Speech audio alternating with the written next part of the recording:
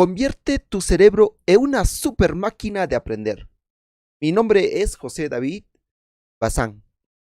Déjame presentarte este programa de neuromemoria donde aprenderás cómo tú puedes mejorar tu capacidad de aprendizaje, tus habilidades para aprender más rápido.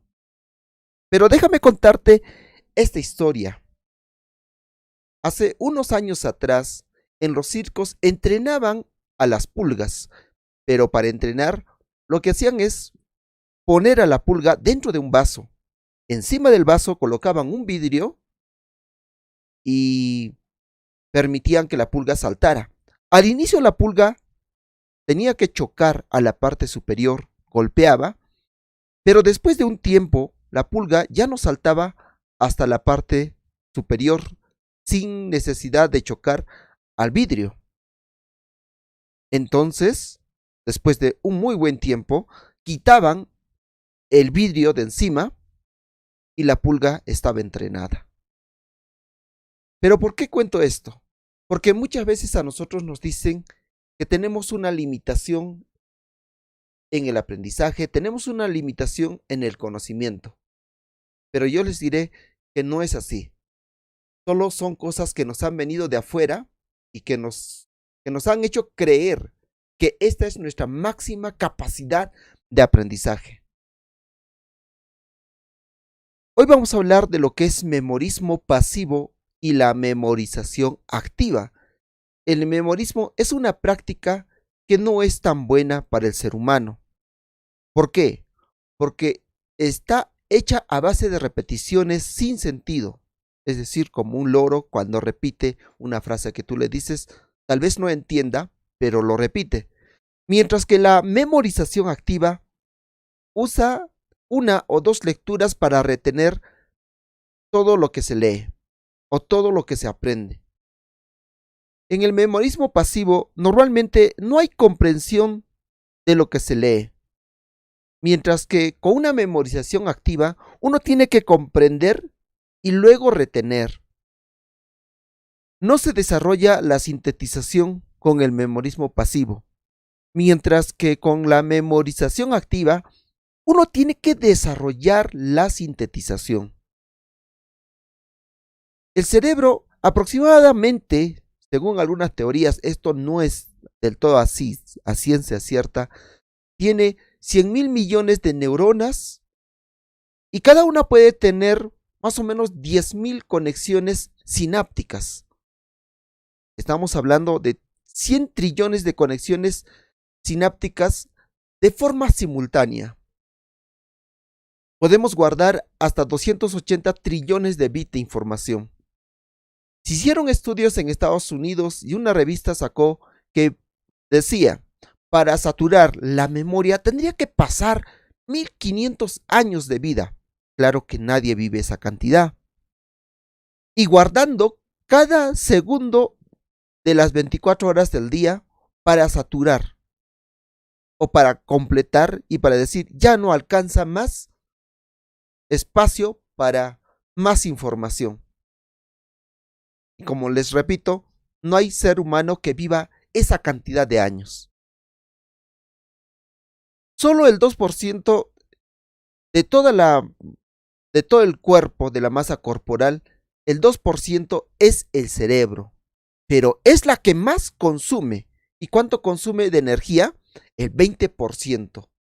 Imagínate, es grande y al final una pequeña parte es la que más gasta energía. Por eso que tú tienes que alimentarte al inicio del día y tener una buena alimentación con cosas que te van a energizar, como por ejemplo algunas, vamos a decir, verduras verdes, especialmente que sean de ese color, como el brócoli, la espinaca, la alfalfa. Hay muchas teorías que hablan del cerebro, de cómo funciona, cómo se involucra, pero hay una de ellas que es bastante simplificada, que vamos a decir que no es lo último, no es tal cual como se dice, pero no es tampoco lo último que se ha descubierto porque hay más descubrimientos, es esta, la de los 3 cerebros. Vamos a comenzar por la parte inferior. Tenemos el cerebro reptiliano que tiene aproximadamente 240 millones de años. Es el cerebro que busca la supervivencia del ser humano. Es decir, si está por caerse, siente miedo. Si está en una altura y ve hacia abajo, normalmente sufre, vamos a decir, en algunos casos de vértigo, porque tiene miedo. La parte central, que se llama sistema límbico, que maneja la parte mamífera, como algunos dirían, es el cerebro emocional, es el cerebro del cariño, del amor, del afecto. Tiene 120 millones de años. Allí se procesa 11 millones de bits por segundo y es parte de lo que se llama subconsciente o también conocido como preconsciente. Neocórtex o neocórtex, que tiene aproximadamente 40 millones de años. Involucra el cerebro consciente, es decir, aquello con lo que tú te das cuenta de lo que te está sucediendo, y solo procesa 5 bits por segundo. Por eso es una locura cuando una persona quiere aprender algo y solo utiliza el neocórtex, vamos a decir la parte solo racional del cerebro, no va a aprender. Pero si una persona no solo lo piensa, sino lo va sintiendo y lo va percibiendo de otra manera, entonces significa de que va a aprender casi para siempre. Más adelante vamos a dar algunos ejemplos al respecto. Veamos a nivel global. 0.0006 de información global solo lo procesa el consciente. El 99.9994 de la información global lo procesa el subconsciente.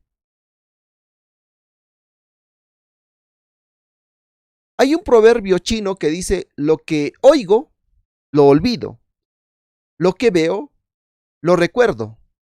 Pero lo que hago, o sea, lo que toco, lo que palpo, lo aprendo. Ese proverbio chino tiene muchos años de antigüedad, pero hace unos años también atrás, William Glasser, que es un psicólogo, hizo una pirámide del aprendizaje, algo similar a este proverbio, diciendo: leyendo se aprende el 10%, escuchando solo vas a aprender el 20%, observando el 30%, observando y escuchando el 50%, exponiendo el 70%, descubriendo, procesando, sintetizando y exponiendo un 90% es lo que vas a aprender. En conclusión, cuanto más partes del cerebro se involucran, la información se almacena mejor. ¿Cuándo nosotros recordamos más? Si tuviéramos una lista de 20 palabras, recordaríamos el primero y el último. El primero porque se le llama primacía, es decir, recordar porque es el más importante de todos. El cerebro piensa que es así dentro de una lista. Y el último por recencia, es decir, casi en la memoria a corto plazo. Cuando nosotros agrupamos la información, también vamos a recordar más. Por eso, si un número de celular te dictan de 1 en 1, es más difícil aprender que cuando te dictan de 3 en 3. Supongamos 951, 84, 55, 16. Son pequeños grupos. Cuando es emocional, si algo a ti te atemoriza, si algo a ti te hace sentir feliz, entonces vas a recordar más tiempo. Cuando es diferente o es único, a esto también se le llama efecto de aislamiento, que es una teoría de von Restorff, donde nos dice que nosotros recordamos aquello que es distinto de todo lo demás. Es decir, si viéramos una cantidad de manzanas en una caja y todas rojas, pero por allí una de ellas es tan distinta que tiene un color que nunca habías visto, ejemplo, una manzana rosada que no existe, después de buen tiempo no te recordarías de todo el grupo de manzanas, pero sí de una de ellas en específico, de esa manzana rosada, porque es distinta. Ahora, a nosotros cuando nos pasa un trauma, cuando nos pasa una situación difícil, una situación que nos causó un temor, un pánico, un pavor, la podemos recordar más. Hay muchas personas que han sufrido, por ejemplo, la mordida de un perro, que no ha sido algo gracioso, que no ha sido algo que le ha causado felicidad, pero sí le ha producido un cambio emocional profundo. Y lo pueden recordar después de muchos años, inclusive cómo estaban vestidos, a qué hora era, en qué situación era.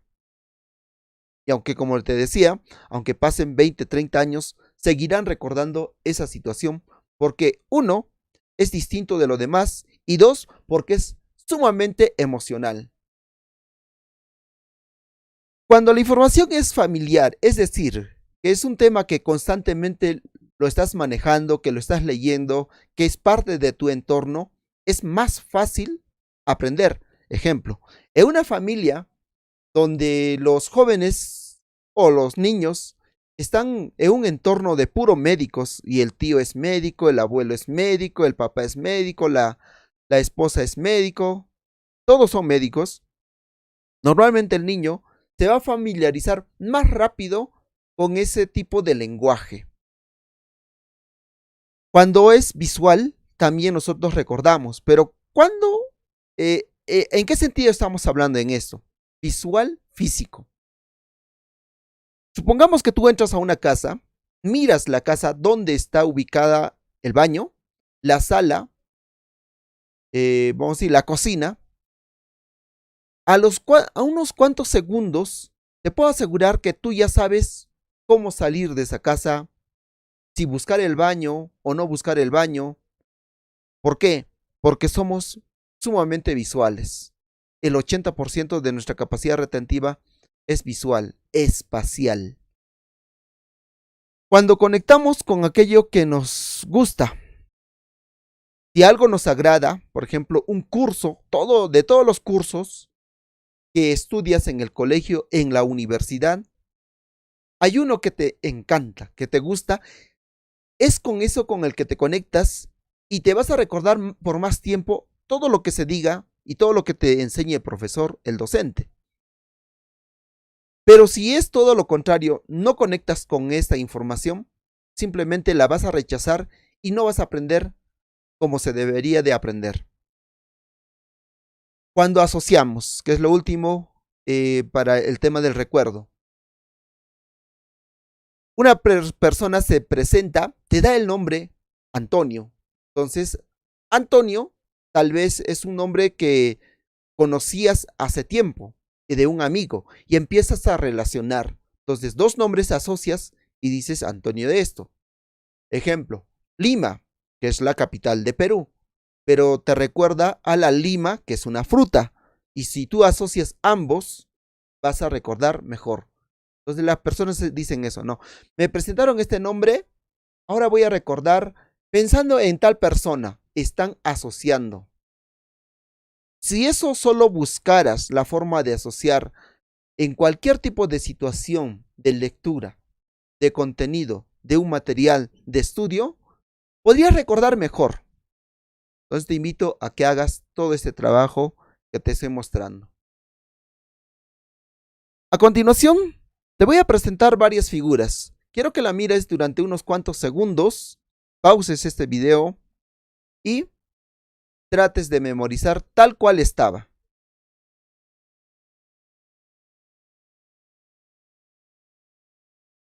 Yo creo que ya te la sabes.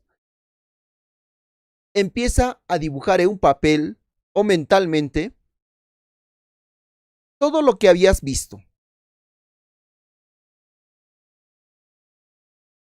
Te voy a presentar las mismas figuras, pero de distinta forma, algo más organizadas.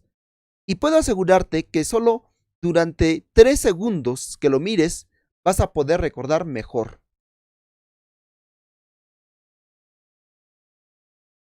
Ahora sí, tú me dirás, pero eso era una casa. Esa casa lo he dibujado antes. Esto es familiar, es conocido, es agrupado. Y son las bases del recuerdo, lo que te decía antes, que solo se recuerda cuando está organizado, cuando es familiar, cuando es algo conocido o cuando es algo con lo que te conectas. Tal vez te gustaba el dibujo. Y si te gustaba el dibujo, probablemente has dibujado alguna vez este tipo de casa. Ahora, toma un papel y empieza a dibujar. Te será más fácil. Haz una pausa a este video y completa esta tarea.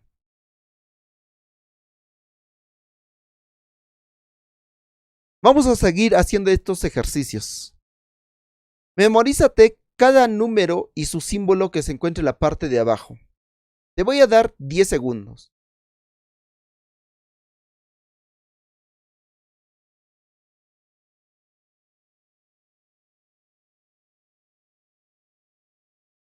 Ahora, pon el símbolo en cada número que está en esta lista, debajo de ellos o encima de ellos. Coloca este símbolo.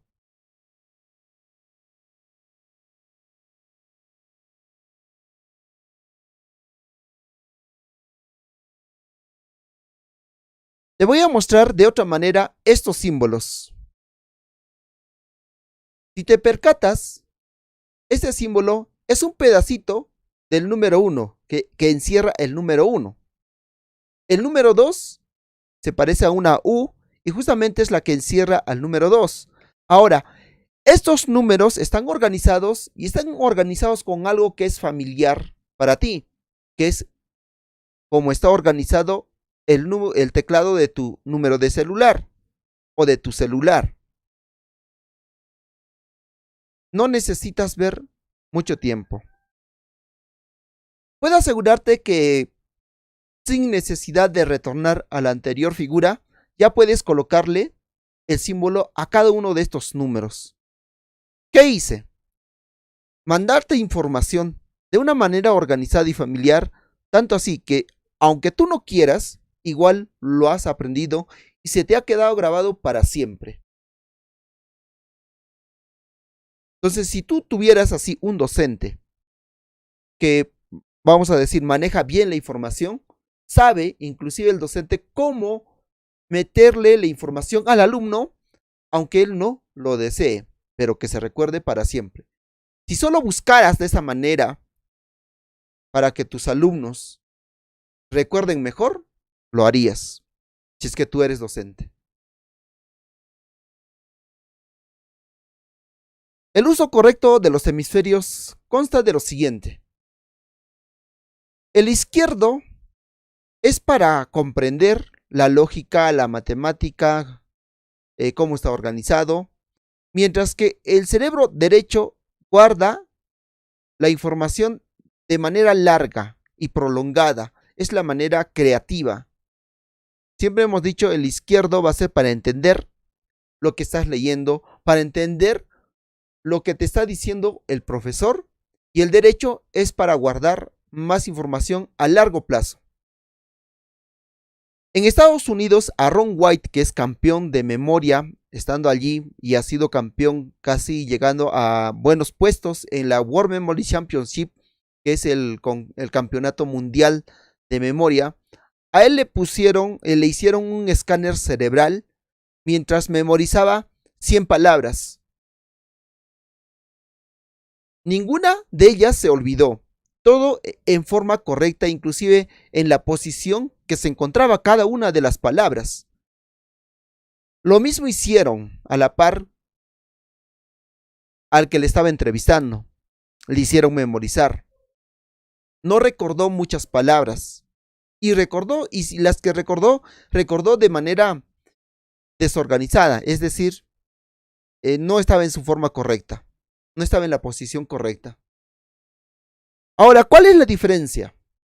Descubrieron que Ron White utilizaba bastante el hemisferio derecho, la parte prefrontal, es decir, la parte creativa, mientras que el periodista solo utilizaba la parte izquierda y un pedacito de esto.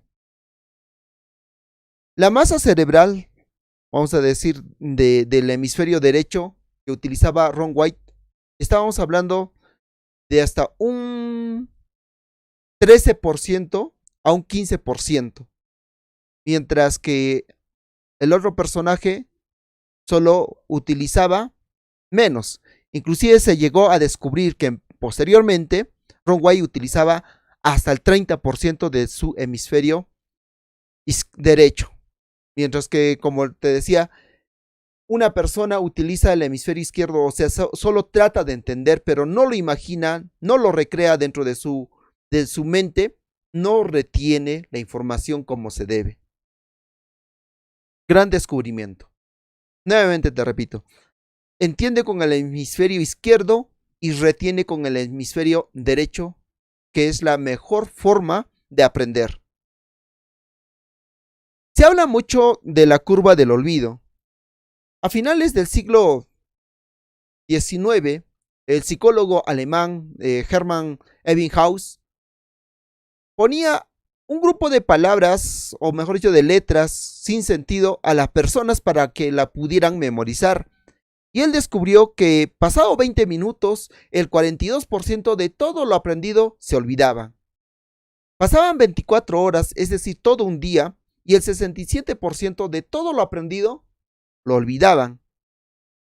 Luego de 31 días, el 79% de todo lo que habían aprendido se olvidaba. Y después de 2 meses, es decir, 60 días, el 90% de todo lo que habían aprendido se olvidaban. Esto se llama curva del olvido.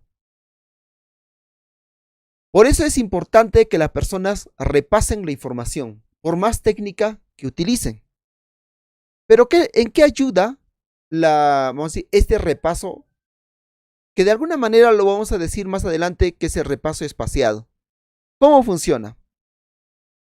El repaso funciona porque cada vez que se repite, se producen señales reverbantes que van del tálamo a la corteza y de la corteza al tálamo, así como estás viendo en la figura. A esto se le llama retroalimentación. Y entre más señales se envíen de un lado a otro, se refuerza más la memoria a largo plazo. Incluso el tálamo puede intervenir para recuperar recuerdos específicos de la corteza o para activar procesos de pensamientos concretos. Interesante. Por eso es importante que tú hagas repasos. Veamos los repasos espaciados, es decir, cada cierto tiempo, antes de que te olvides la información. El primer repaso, yo aconsejo, aparte de lo que están viendo acá, que sea a unas horas después de lo que has estudiado. Supongamos que unas 3 horas, 5 horas. Luego de eso, haces al día siguiente tu repaso. El segundo repaso lo harás pasado una semana. El tercer repaso lo harás a los 30 o 40 días. El cuarto repaso lo haces cada mes prácticamente, entre 30 a 40 días. Ahora, ¿qué es el repaso? El repaso no significa releer lo que tú estás o lo que has aprendido. Hay un error que se comete y cometemos especialmente quienes nos dedicamos a enseñar. También los papás cometen este error. ¿Cuál es? Que les dicen a los niños o al estudiante joven, vaya y repase, y le dan su cuaderno. Y lo que hace el estudiante es releer y no es repasar. Entonces, ¿a qué se refiere repasar? Repasar significa traer a la mente todo lo que has aprendido, lo máximo. Y si traes muy poco, no importa. Si traes mucho a la mente, recuerdas mucho, sí está bien. Eso es repasar. Y por última instancia, después del repaso, viene lo que es la relectura. Es decir, si no te recuerdas, retornas al cuaderno, al libro o al material de trabajo para decir, ¿qué era esa información? Y así sucesivamente. Te voy a dar finalmente algunos consejos y tips para que puedas mejorar tu capacidad de lectura o tu capacidad de recuerdo. Estudia temprano o busca una hora en la que se te da mejor, porque hay personas que en la noche entienden mejor y le repasan mejor. Tú tienes que descubrir, pero la mayoría de personas lo hace temprano mejor. ¿Por qué? Porque nuestro cerebro se encuentra en estado alfa, es decir, en un estado de serenidad. Estudia antes de comer, cuanto más separado de una comida, mejor. Evita comer carne de cerdo, pavo antes de un examen. Toma un dulce, este es un experimento que se hizo. Toma un dulce de sabor distinto para anclar el sabor y lo que estás estudiando. Luego en el examen vas a tomar el dulce y vas a probar si te funciona. Si te funciona, bien. Si no te funciona, cambia de estrategia. Comprime la cantidad de hojas a menos. Porque si nosotros vemos un libro grueso, pero todas las hojas están llenas de letras separadas, nuestro cerebro va a ver como algo amenazante. Pero si lo ve más pequeño, el cerebro lo va a recordar más. Por eso cuando los chicos hacen sus plagios, las chuletitas o pequeños para plagiar en el examen, si lo leen eso, es totalmente resumido y el cerebro lo puede recordar mejor. Ahora, no significa que eso lo vas a utilizar en el examen. Lo puedes utilizar como un resumen y como un apoyo mental. Divide y vencerás. Supongo que has escuchado esta frase muchas veces, pero no se trata de dividir a los grupos, a los bandos, a las familias, a las parejas, sino se trata de dividir lo que tú estás haciendo. Si tú quieres estudiar un libro que tiene 300 páginas, lo divides. Divídelo todos los días 10, nada más, 10 páginas, y en un mes habrás completado las 300 páginas. Solo tendrías que haberte dedicado a este grupo. Dale color a todos los días. Este ejercicio ayuda mucho a la memoria natural. Te pongo un ejemplo. Hoy es día lunes. Y al lunes le vas a decir rojo. Y todo lo que veas de color rojo durante todo el día, la vas a tener que recordar al final. Haces una lista de todo lo que has visto. El día martes, azul. Todo lo que ves de color azul, tienes que recordarte al final del día. Este ejercicio va a mejorar tu capacidad de recuerdo de manera natural. Utiliza ambas manos. Un día te peinarás con la mano derecha y el otro día con la mano izquierda. Ahora, si tú eres una persona mayor, hay un ejercicio bien bonito. Que agarras un espejo, colocas una hoja y empiezas a leer desde el espejo lo que dice la hoja. Va a ayudarte mucho a que tu cerebro se encuentre ejercitado. Quiero que te hagas estas 3 preguntas. ¿Qué estás perdiendo por no tener una memoria desarrollada? ¿Estarás perdiendo tiempo? ¿Estarás perdiendo dinero? ¿Estarás perdiendo oportunidades? Pregúntate tú. ¿Estás invitado a seguir? Tenemos este curso nosotros que se llama Neuromemoria, que lo puedes tú desarrollar, que son 15 videos, donde aprenderás paso a paso cómo sacarle máximo provecho a tu cerebro utilizando estrategias que te ayudarán a recordar más rápido o aprenderte las cosas más rápido, ahorrarte horas de estudio. El otro, que puedes recordarte al 100%, y algunos me dicen, no, es imposible recordarse al 100% lo que yo voy a estudiar para el examen. No, sí se puede hacer, esto está comprobado. Es decir, vas a tener altas calificaciones y recordarte por buen tiempo, porque hay personas que solo estudian para el examen, pasa el examen 2, 3 días, ya no se recuerdan lo que han estudiado. ¿De qué te sirve estudiar luego? Lo único que has hecho es perder tu tiempo, y el tiempo es vida. El tiempo es igual a vida. Entonces no cometas ese error. Estás invitado ahora a tomar este curso. Mi nombre es José David Bazán y estoy aquí para servirte.